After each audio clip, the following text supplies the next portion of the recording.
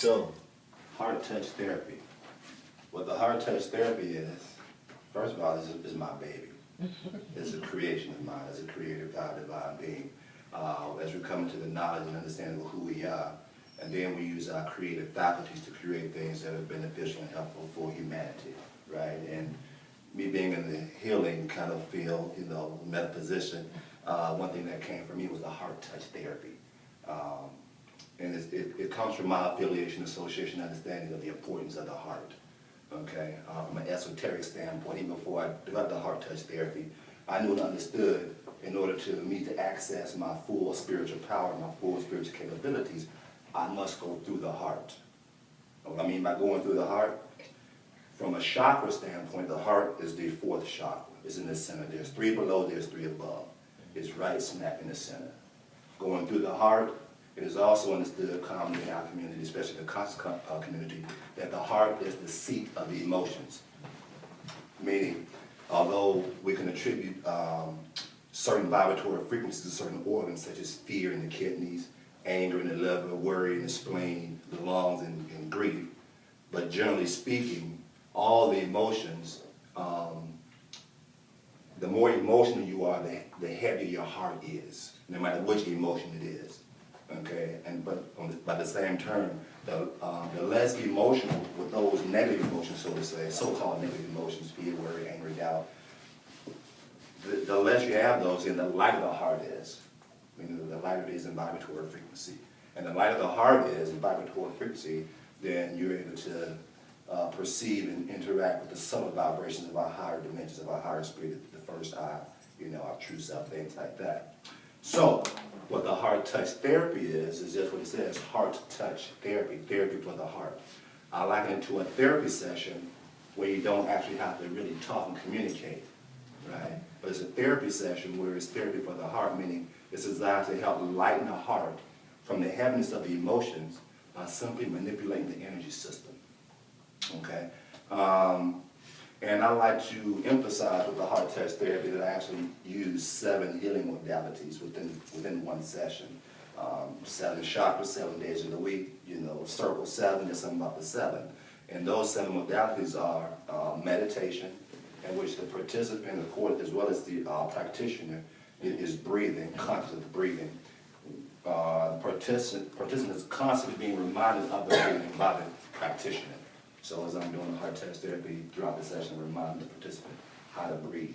So there's meditative breathing. There's also aromatherapy and music therapy, you know, to interact with the oral faculties and the auditory faculties. And all we're doing here with the meditation, with the aromatherapy and music therapy, is setting the mood. Okay, the heart touch therapy is a very intimate session. We're talking about touching the heart. Therapy session is intimate, so we set the mood. Just something about breathing properly, the right sounds and the right smells, right? And so once we set the moods, then we use the other 4 modalities in a specific way. They're woven together in a progressive way to help, like I said, manipulate the energy system. And those other modalities are the massage, actually it's acumassage, which is the combination of acupressure and massage. Whereas acupressure is the stimulation of certain energy centers within the body. Okay, just like we have the 7 main chakras that pretty much line the spine, from the crown to the base of the spine. We also have 12 major organ meridians, or energy meridians, that run from head to toe, like blood vessels. And those energy meridians, organ meridians because they're associated with organs. 10 of those 12 are associated with the organs. The heart, the lung, the spleen, the liver, the gallbladder, the kidneys, this, that, and the other. And that's how the organs facilitate their function, you know, through the body, through those energy channels that run like the blood vessels. Now, along those energy channels of the body, there are small, minor or micro chakras, that we will call acupoints, along those energy centers. And so what acupressure and acupuncture is the manipulation of those energy centers. Acupuncture is using those needles, knowing where those points are. Acupressure is applying pressure, okay? So again, I use acupressure and massage. Massage is the physical muscle, the physical body to help relieve whatever physical is going on, tightness, knots, whatever in the body. And then there's body tapping.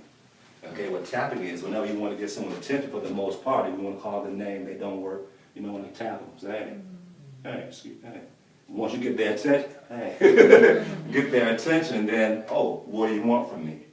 And so with the tapping on those meridians, is kind of get the energy system, hey, wake up, just to stimulate the movement. And then the other modality, the last one is the Reiki, which ends with the Reiki, to say, hey, once the energy is moving, it's open, everything is flowing, that just balance out the chakras in your overall body. Okay, so in a nutshell, that's the technical. We're using CEBIC right now, where you're getting the information, you're hearing, right, what the heart touch therapy is. And now I'm about to combine that with Heather Root, the imaging. So now I'm just going to show you how those modalities work in the system. Like I just have a volunteer come sit on the stool. We just get the visual going so you can see how, you know, it goes into play. Right. And actually, if you wouldn't mind, you can face this wall so they can actually see the background going down the back. Okay. It's the same thing, like she was saying, pretty much healing is the same, you know, especially in the beginning part where you acknowledge the person, you know, making eye contact. Sometimes I would even ask, may I have permission to touch you, you know? And again, it's all making that acknowledgement. Their spirit, their soul is opened up and receptive now. Even though they know that you're going to be getting worked on, touch, it just also help open up their spirit more to that effect. Also, are you going to do a whole session? No. Okay. No. And this is my crystal that I use, my mini man. I either would have it, you know, either on the floor under the thing like this or somewhere near me. Because, you know, my energy, our energy, we doing our thing. We program, so, you know. And again, we start out, same thing, starting out behind the individual, you know, just doing 3 breaths. I do 3 breaths to kind of sync our breathing together, our vibratory frequency together, okay? And once we breathe together, the first thing I do is the tapping, okay? And what the tapping does, again, is to kind of wake up the energy. Boom. Tapping on the shoulders, down the back, pretty much all over the back. Because what I'm working with is going to be from the back, right above the waist, to the top of the head, which includes the front of the head as well, which you will see as I kind of just walk through the flow real quick. And so again, the tapping is done to wake up. Boom, wake up, wake up, wake up. Once the tapping is done, right, I begin the accumassage. And again, the accumassage is acupressure and massage. And since I'm up here, you know, and I'm finished tapping, I usually finish tapping on the shoulders, come here, and I start on the shoulders with the accumassage. And up top, I begin with the points dealing with hypertension, okay? Boom. Then I come down the spine. On either side of the spine, there are major acupressure points that I use. Coming down between the shoulder blades, I deal with the heart chakra. Here, specifically the heart deals more so with sadness. So as I'm stimulating the heart chakra, I remind them to breathe in through the nose and out through the mouth. Because generally speaking, as you release out to the mouth, you're releasing and letting go. All the time. Most of us feel it when we get so built up, we have to take that breath. Because there's no other way for it to go. I don't, and then we feel so much better.